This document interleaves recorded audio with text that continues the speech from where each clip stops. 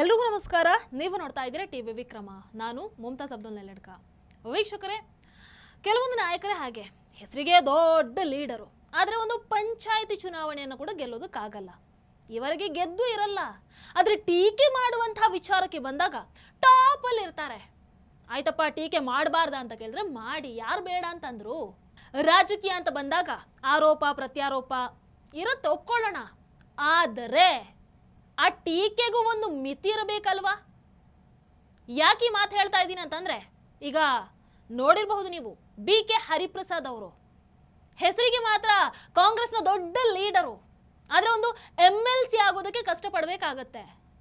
ಅವರ ರಾಜಕೀಯ ಹಿಸ್ಟ್ರಿಯಲ್ಲಿ ಒಂದು ಗ್ರಾಮ ಪಂಚಾಯತಿ ಎಲೆಕ್ಷನ್ ಆದ್ರೂ ಗೆದ್ದಿದ್ದಾರಾ? ಗೆದ್ದಿಲ್ಲ.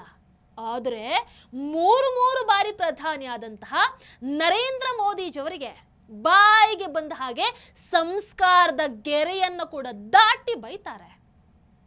ಅಲ್ಲೋಗಿ ಇಟ್ಲಿನಲ್ಲಿ ಹೋಗಿ ಮೆಲೋಡಿ ಜೊತೆ ಅದನ್ನು ಏನಂತ ಕೇಳ್ತೀರ, ಅದಕ್ಕೆ ಆ ಸೀನ್ ನೋಡಿದಾಗ ನಗೆ ಬರುತ್ತೆ. 75 ವರ್ಷದ ಮುದಿಯ ಈ ಒಂದು ಸಣ್ಣ ವಯಸ್ಸಿನ ಪ್ರಧಾನಮಂತ್ರಿ ಜೊತೆ ಚಾಕ್ಲೇಟ್ ಹಂಚ್ಕೊಳ್ಳೋದು ನೋಡಿದಾಗ ಯಾವ್ಯಾವ ಅರ್ಥ ಬರುತ್ತೆ ಅಂತೇಳಿ ಜನಸಾಮಾನ್ಯ ತೀರ್ಮಾನ ಮಾಡ್ತಾರೆ. ಅಲ್ಲೋಗಿ ಇಟ್ಲಿನಲ್ಲಿ ಹೋಗಿ ಮೆಲೋಡಿ ಜೊತೆ ಅದನ್ನು ಏನಂತ ಕೇಳ್ತೀರ, ಅದಕ್ಕೆ ಆ ಸೀನ್ ನೋಡಿದಾಗ ನಗೆ ಬರುತ್ತೆ. 75 ವರ್ಷದ ಮುದಿಯ ಈ ಒಂದು ಸಣ್ಣ ವಯಸ್ಸಿನ ಪ್ರಧಾನಮಂತ್ರಿ ಜೊತೆ ಚಾಕ್ಲೇಟ್ ಹಂಚ್ಕೊಳ್ಳೋದು ನೋಡಿದಾಗ ಯಾವ್ಯಾವ ಅರ್ಥ ಬರುತ್ತೆ ಅಂತೇಳಿ ಜನಸಾಮಾನ್ಯ ತೀರ್ಮಾನ ಮಾಡ್ತಾರೆ. ಇದು ಸರಿನಾ ಅಂತ ಕೇಳೋದಕ್ಕಿಂತ ಇದು ನಿಮ್ಮ ರಾಜಕೀಯನ ಅಂತ ಕೇಳಬೇಕು. ವೀಕ್ಷಕರಿಗೆ, ಯಾಕೆ ಹರಿಪ್ರಸಾದ್ ಅವರ ವಿಚಾರ ಬಂತ ಅನ್ನುವಂಥದ್ದು ಅಫ್ಕೋರ್ಸ್ ನಿಮಗೆ ಗೊತ್ತಿರುತ್ತೆ. ಮೊನ್ನೆ ಮೋದಿಜಿ 5 ದೇಶಗಳ 6 ದಿನಗಳ ಪ್ರವಾಸವನ್ನು ಮುಗಿಸ್ಕೊಂಡು ಬರ್ತಾರೆ. ಆ ಭೇಟಿ ಕೊಟ್ಟಂತಹ ರಾಷ್ಟ್ರಗಳಲ್ಲಿ ಇಟಲಿ ಕೂಡ ಒಂದಾಗಿತ್ತು. ಇಟಲಿ ಪ್ರವಾಸದಲ್ಲಿ ಇದ್ದಾಗ ಅಲ್ಲಿನ ಪ್ರಧಾನಿ ಜಾರ್ಜಿಯಾ ಮೆಲೋನಿ ಅವರಿಗೆ ಮೆಲೋಡಿ ಚಾಕ್ಲೇಟ್ ಅನ್ನ ಗಿಫ್ಟ್ ಕೊಡ್ತಾರೆ. ಅದನ್ನ ಮೆಲೋನಿ ಅವರು ರೀಲ್ಸ್ ಮಾಡಿ ಹಾಕ್ತಾರೆ. ಆ ಒಂದು ಸ್ವೀಟ್ ಚಾಕ್ಲೇಟ್ ವಿಚಾರದಲ್ಲೂ ಶುರು ಆಯ್ತು ನೋಡಿ ರಾಜಕೀಯ. 5 ರಾಷ್ಟ್ರಗಳ ಆ ಒಂದು ಪ್ರವಾಸದಲ್ಲಿ 10 ಡೀಲ್ಗಳಿಗೆ ಸಹಿಯನ್ನು ಹಾಕಿ ಬಂದಿದ್ರು. 10 ಡೀಲ್ಗಳಾದವು. ಕೋಟ್ಯಾಂತರ ರೂಪಾಯಿ ಭಾರತದಲ್ಲಿ ಹೂಡಿಕೆಗೆ ಒಪ್ಪಂದ ಆಯಿತು. ಅದರ ಬಗ್ಗೆ ವಿರೋಧ ಪಕ್ಷ ಒಂದು ಮಾತನ್ನಾದ್ರೂ ಆಡಿದ್ಯಾ? ಇಲ್ಲ. ಭಾರತಕ್ಕೆ ಒಳ್ಳೆದಾಗಿದೆ ಇದರ ವಿಚಾರವಾಗಿ ಏನಾದ್ರೂ ಮಾತಾಡಿದ್ರ? ಇಲ್ಲ. ಅಷ್ಟು ದೇಶಗಳಿಗೆ ಹೋದ್ರಲ್ವಾ, ಆ ದೇಶದಿಂದ ಏನೆಲ್ಲ ನಮ್ಮ ಭಾರತಕ್ಕೆ ಒಳ್ಳೆದಾಯ್ತು ಅದರ ಬಗ್ಗೆ ಒಂದು ಮಾತನ್ನಾದ್ರೂ ಆಡಿದ್ರ? ಈ ಹಿಂದೆ ಯಾವತ್ತಾದ್ರೂ ಆಡಿದಾರಾ? ಇಲ್ಲ. ಆದ್ರೆ ಮೊನ್ನೆ ವಿರೋಧ ಪಕ್ಷದ್ದು ಸ್ನೇಹ ಪೂರ್ವಕವಾಗಿ ಕೊಟ್ಟಂತಹ ಒಂದು ಮೆಲೋಡಿ ಚಾಕ್ಲೇಟಿನದ್ದೇ ಚರ್ಚೆ ಆಯ್ತು. ಚರ್ಚೆ ಮಾಡಿದ್ರೆ ಮಾಡ್ಲಿ, ಅದರಲ್ಲೂ ಪಾಲಿಟಿಕ್ಸ್ ಮಾಡುವಂತಹ ಚೀಪ್ ಲೆವೆಲ್ಗೆ ಇಳಿದ್ರು ಅಂತ ಅಂದುಕೊಳ್ಳೋಣ. ಆದ್ರೂ ಒಬ್ಬ ಸೀನಿಯರ್ ಲೀಡರ್ BK ಹರಿಪ್ರಸಾದ್ ಅವರು ಇದರ ಬಗ್ಗೆ ಒಂದು ಹೇಳಿಕೆಯನ್ನು ಕೊಡ್ತಾರೆ ನೋಡಿ. ರೋಮಲ್ಲಿ ಇವರು ಮಾಡ್ತಾ ಇರತಕ್ಕಂಥ ರೊಮ್ಯಾನ್ಸ್ಟಿಕ್ ಸೀನ್ಗಳು ನೋಡಿದಾಗ ತಾವು ಹೇಳ್ದಂಗೆ ರೋಮಲ್ಲಿ ಭಾಳಷ್ಟು ಹಿಂದೆ ನೀರೋ ಫೆಡಲ್ ವೈಲ್ ರೋಮ್ ಬರ್ನ್ಟ್ ಅಂತೇಳಿ ಅದೊಂದು ದೊಡ್ಡ ಇಂಗ್ಲೀಷಲ್ಲಿದೆ. ನೀರೋ ಅನ್ನೋ ಮಹಾರಾಜ ಇಡೀ ರೋಮ್ ಗಂಭೀರವಾದ ಪರಿಸ್ಥಿತಿನಲ್ಲಿರುವಾಗ ಪಿಟಲ್ ಬಾರಿಸ್ತಾ ಇದ್ದ ಅಂತೇಳಿ ಭಾಳ ದೊಡ್ಡ ಗಾದೆ ಅಂತಿರೋ ಅಥವಾ ಮೆಟಾಫರ್ ಅಥವಾ ಏನೇನೋ ಇದೆ. ಇಲ್ಲಿ ನೀಟ್ ಸಮಸ್ಯೆ ಒಂದೇ ಅಲ್ಲ, ಪಶ್ಚಿಮ ಏಷ್ಯಾದ ಸಮಸ್ಯೆಯಿಂದ ಉಂಟಾಗಿರ್ತಕ್ಕಂಥ ಭಾಳ ದೊಡ್ಡ ಸಮಸ್ಯೆಗಳು. 3 ದಿವಸಕ್ಕೆ ಒಂದ್ಸಲಿ ಪೆಟ್ರೋಲ್ ಡೀಸೆಲ್ ಬೆಲೆ ಏರಿಸ್ತಾ ಇದ್ದಾರೆ.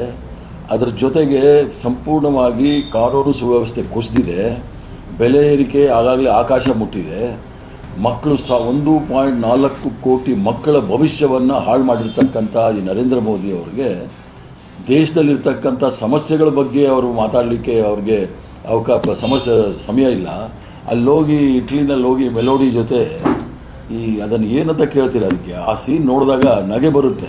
75 ವರ್ಷದ ಮುದಿಯ ಈ ಒಂದು ಸಣ್ಣ ವಯಸ್ಸಿನ ಪ್ರಧಾನಮಂತ್ರಿ ಜೊತೆ ಚಾಕ್ಲೇಟ್ ಹಂಚ್ಕೊಳ್ಳೋದು ನೋಡಿದಾಗ ಯಾವ್ಯಾವ ಅರ್ಥ ಬರುತ್ತೆ ಅಂತೇಳಿ ಜನಸಾಮಾನ್ಯ ತೀರ್ಮಾನ ಮಾಡ್ತಾರೆ. ಏನ್ರಿ ಅದು? ಏನ್ ಹೇಳಿದ್ರು ಹರಿಪ್ರಸಾದ್ ಅವರು?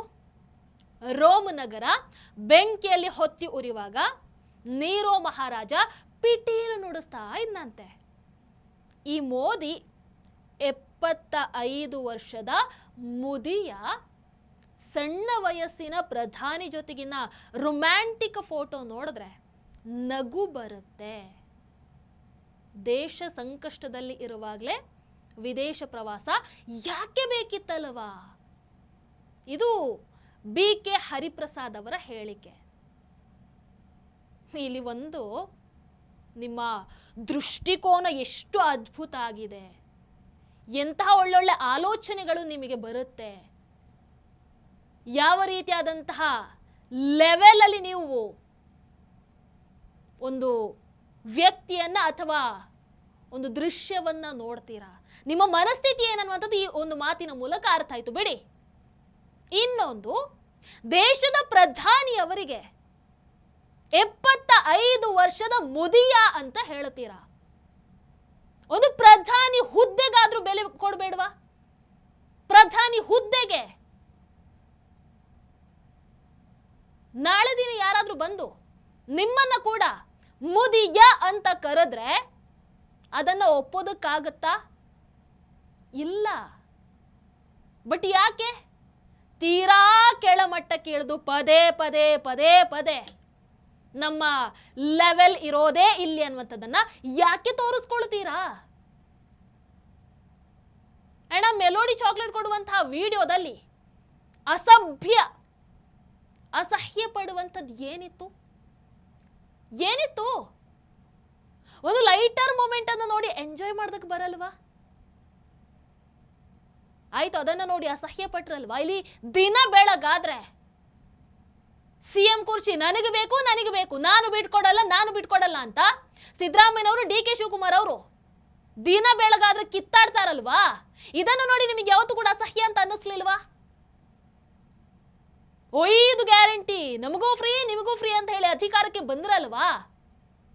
ಇವತ್ತು ಆ 5 ಗ್ಯಾರಂಟಿಯನ್ನು ಕೂಡ ನೆಟ್ಟಗೆ ಕೊಡೋದಕ್ಕಾಗ್ತಾ ಇಲ್ಲ, ಈ ಕಡೆ ಅಭಿವೃದ್ಧಿ ಕೂಡ ಮಾಡೋದಕ್ಕಾಗ್ತಾ ಇಲ್ಲ. ಇದನ್ನು ನೋಡಿ ನಿಮಗೆ ಅಸಹ್ಯ ಅಂತ ಅನ್ನಿಸ್ತಾ ಇಲ್ವಾ? ದೊಡ್ಡದಾಗಿ ಸಾಧನಾ ಸಮಾವೇಶ ಅಂತೆಲ್ಲ ಮಾಡ್ತೀರಾ. ನಮ್ಮ ರಾಜ್ಯ ಅಭಿವೃದ್ಧಿ ಆಗದೆ ಯಾವ ಪರಿಸ್ಥಿತಿಗೆ ಬಂದು ನಿಂತಿದೆ ಅದನ್ನು ನೋಡಿ ಅಸಹ್ಯ ಅಂತ ಅನಿಸಲ್ವಾ? ಗ್ಯಾರಂಟಿ ಹಣವನ್ನ ಸರಿದೂಗಿಸೋದಕ್ಕೆ ಎಲ್ಲ ರೇಟ್ ಜಾಸ್ತಿ ಮಾಡಿದ್ರಲ್ವಾ? ಅವತ್ತು ನಿಮಗೇನು ಅಸಹ್ಯ ಅಂತ ಅನ್ನಿಸ್ಲಿಲ್ವಾ? ಜನ ಇಷ್ಟು ಬಹುಮತ ಕೊಟ್ಟು ನಮ್ಮನ್ನು ಆಯ್ಕೆ ಮಾಡಿ ಕಳಿಸಿದ್ದಾರೆ, ಅಯ್ಯೋ ನಾವೇನು ಮಾಡ್ತಾನೇ ಇಲ್ವಲ್ಲ ಅಂತ ಅಸಹ್ಯ ಅಂತ ಅನ್ನಿಸ್ಲಿಲ್ವಾ? ಅಲ್ಲೊಂದು ಚಾಕ್ಲೇಟ್ ಕೊಟ್ಟಿದ್ದು ಅಷ್ಟೊಂದು ಹಿಂಸೆ ಅಸಹ್ಯ ಅಂತ ಅನ್ನಿಸ್ಬಿಡ್ತಾ? ಅಂಡ್ ಅದಕ್ಕೋಸ್ಕರನೇ ಮೋದಿಜಿಯವರನ್ನ 75 ವರ್ಷದ ಮುದಿಯ ಅಂತ ಹೇಳಿಬಿಟ್ರ ಹರಿಪ್ರಸಾದ್ ಅವರೇ. ನಾನು ಮತ್ತೆ ಅದೇ ಕೇಳೋದು, ನಾಳೆ ದಿನ ಯಾರಾದ್ರೂ ಬಂದು ನಿಮಗೆ ಹೌದು ನೀವೇನು ದೊಡ್ಡ ಯುವಕರಾ ಅಂತ ಕೇಳಿದ್ರೆ ಮೋದಿಜಿಯವರಿಗೆ ನೀವೇನು ಹೇಳೋದು? ನೀವು 71 ವರ್ಷದ ಮುದಿಯ ಅಂತ ನಿಮಗೆ ಯಾರಾದರೂ ಹೇಳಿದ್ರೆ ನಿಮಗೆ ಬೇಸರ ಆಗಲ್ವಾ?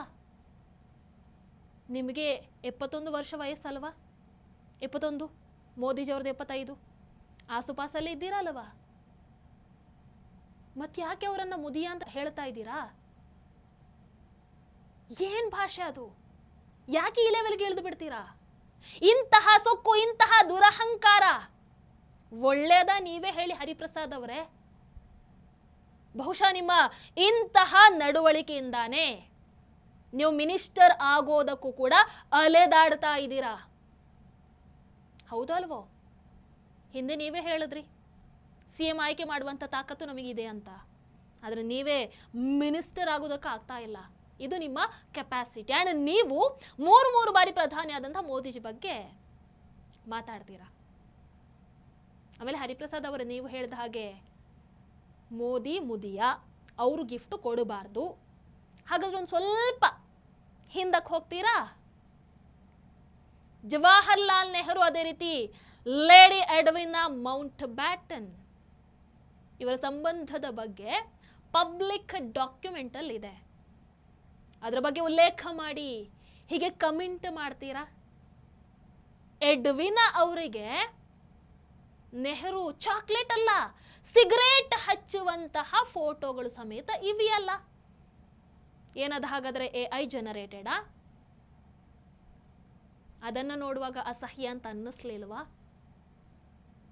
ಮೆಲೋಡಿ ಬಗ್ಗೆ ಆ ಒಂದು ಚಾಕ್ಲೇಟ್ ವಿಚಾರದಲ್ಲಿ ನೀವು ಮಾತಾಡಿದ ಹಾಗೆ ನೆಹರು ಎಡ್ವಿನ ಬಗ್ಗೆ ಅಫ್ಕೋರ್ಸ್ ಸಾಕಷ್ಟು ಮಾಹಿತಿಗಳು ಇವೆಯಲ್ಲ, ಅದರ ಬಗ್ಗೆ ಒಂದು ಸಲ ಆದರೂ ಮಾತಾಡಿದ್ದೀರಾ ಅಥವಾ ಮಾತಾಡುವಂತಹ ತಾಕತ್ತು ಧೈರ್ಯ ನೀವು ಪ್ರದರ್ಶನ ಮಾಡಬಹುದಾ? ರಾಹುಲ್ ಇಟಲಿ ಅವರು ಪದೇ ಪದೇ ವಿದೇಶಕ್ಕೆ ಹೋಗ್ತಾರೆ, ಕಾರಣ ಏನು ಗೊತ್ತಿರಲ್ಲ, ಅಲ್ಲಿ ಹೋಗಿ ಏನು ಮಾಡ್ತಾರೋ ಗೊತ್ತಿರಲ್ಲ.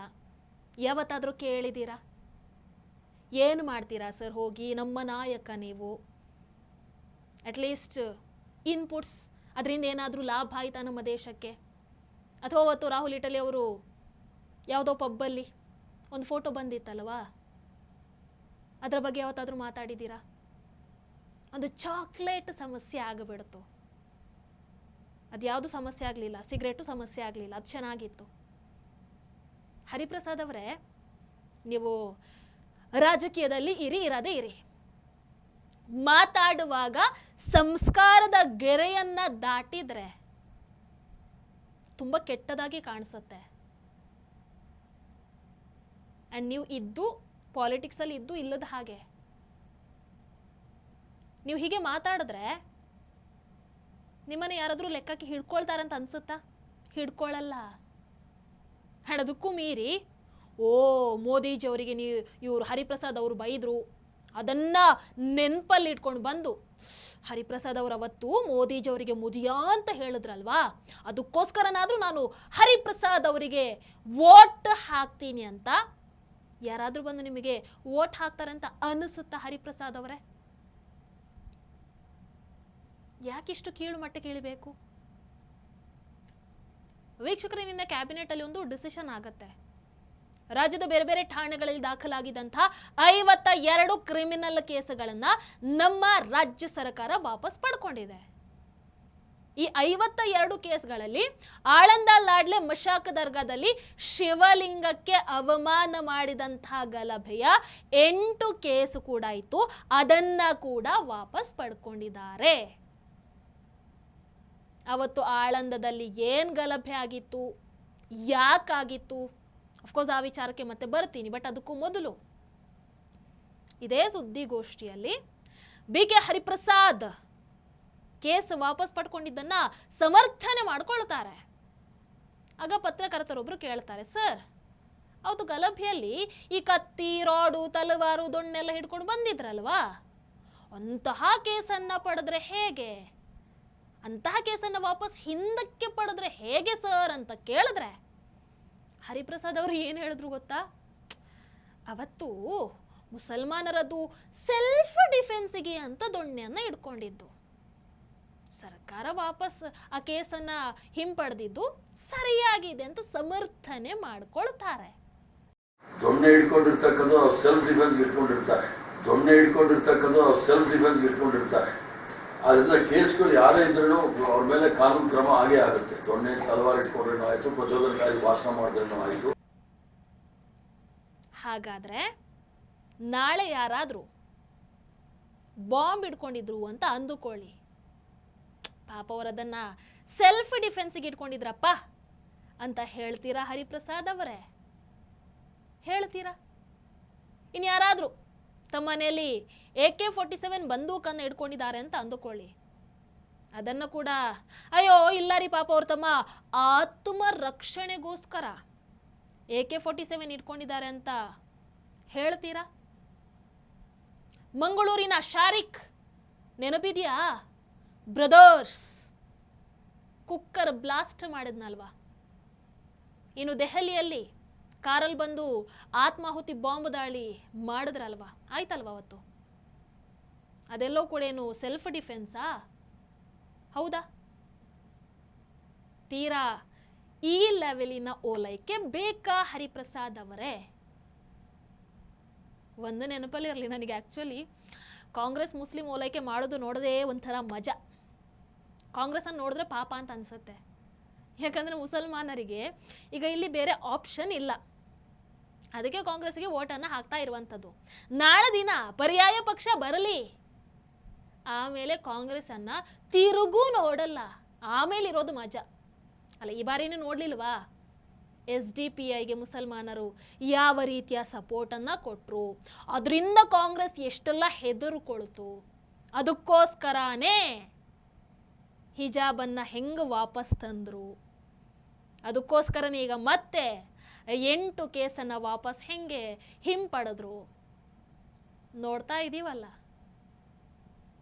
ಬಟ್ ಹರಿಪ್ರಸಾದ್ ಅವರೇ, ಅದಿರಲಿ, ನೀವು ಯಾವತ್ತಾದರೂ ಇದೇ ರೀತಿ ಹಿಂದೂಗಳನ್ನು ಸಮರ್ಥನೆ ಮಾಡ್ಕೊಂಡಿದ್ದೀರಾ? ಇಲ್ಲ.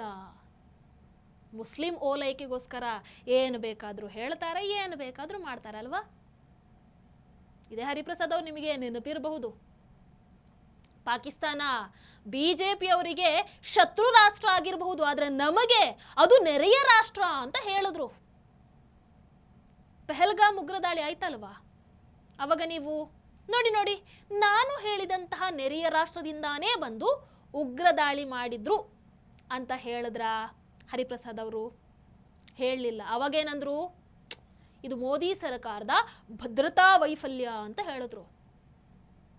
ಅವತ್ತ್ಯಾಕೆ ನಮ್ಮ ನೆರೆಯ ರಾಷ್ಟ್ರ ಅಂತ ಟೀಕೆ ಮಾಡೋದಕ್ಕಾಗಲಿಲ್ವಾ ಹರಿಪ್ರಸಾದ್ ಅವರೇ?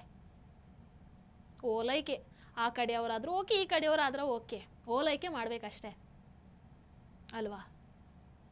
ವೀಕ್ಷಕರೇ, ಹರಿಪ್ರಸಾದ್ ಅವರು ಯಾಕೆ ಈ ರೀತಿಯಾದಂತಹ ಹೇಳಿಕೆಯನ್ನು ಕೊಡ್ತಾ ಇದ್ದಾರೆ ಅಂತ ಅನ್ನಿಸಬಹುದು. ಹತ್ರದಲ್ಲೇ ಸಂಪುಟ ಪುನಾರಚನೆ ನಡೆಯುತ್ತೆ. ಅಟ್ಲೀಸ್ಟ್ ಈ ಸರ್ತಿ ಆದರೂ ಸಚಿವ ಸ್ಥಾನ ಕೊಡ್ತಾರಾ ಅಂತ ಬಾಯಿಗೆ ಬಂದ ಹಾಗೆ ಮಾತಾಡ್ತಾ ಇದ್ದಾರೆ. ಅಂದರೆ ನನ್ನ ಹೆಸರು ಮುನ್ನೆಲೆಯಲ್ಲಿ ಇರಲಿ, ಅವಾಗವಾಗ ಕೇಳಿಸ್ಕೊಳ್ತಾ ಇರಲಿ ನನ್ನ ಹೆಸರನ್ನು ಅಂತ ಅವರ ಆಸೆ. ಬಟ್ ಈ ಬಾರಿ ಕೂಡ ಹರಿಪ್ರಸಾದ್ ಅವರಿಗೆ ಸಚಿವ ಸ್ಥಾನ ಸಿಗೋದು ಡೌಟು. ಯಾಕಂದರೆ ಅಲ್ಲೇ 135 ಶಾಸಕರಲ್ಲೇ ಆಲ್ರೆಡಿ ದೊಡ್ಡ ಪೈಪೋಟಿ ನಡೀತಾ ಇದೆ. ಆದರೂ ಅದಿರಲಿ, ಬಟ್ ಈ ಸರ್ಕಾರ ಇದೆಯಲ್ವಾ, ಯಾವ ಲೆವೆಲಿಗೆ ಓಲೈಕೆಯನ್ನು ಮಾಡ್ತಾ ಇದೆ ಅಂತಂದರೆ, ಆಳಂದದ ಲಾಡ್ಲೆ ಮಶಾಕ್ ದರ್ಗಾ, ಈ ದರ್ಗಾದ ಆವರಣದಲ್ಲಿ ರಾಘವ ಚೈತನ್ಯ ಶಿವಲಿಂಗ ಇದೆ. 2021 ನವೆಂಬರ್ 7ಕ್ಕೆ ಈ ಶಿವಲಿಂಗಕ್ಕೆ ಮಲಮೂತ್ರವನ್ನ ಎರಚಿ ಕಿಡಿಗೇಡಿಗಳು ಅವಮಾನ ಮಾಡ್ತಾರೆ.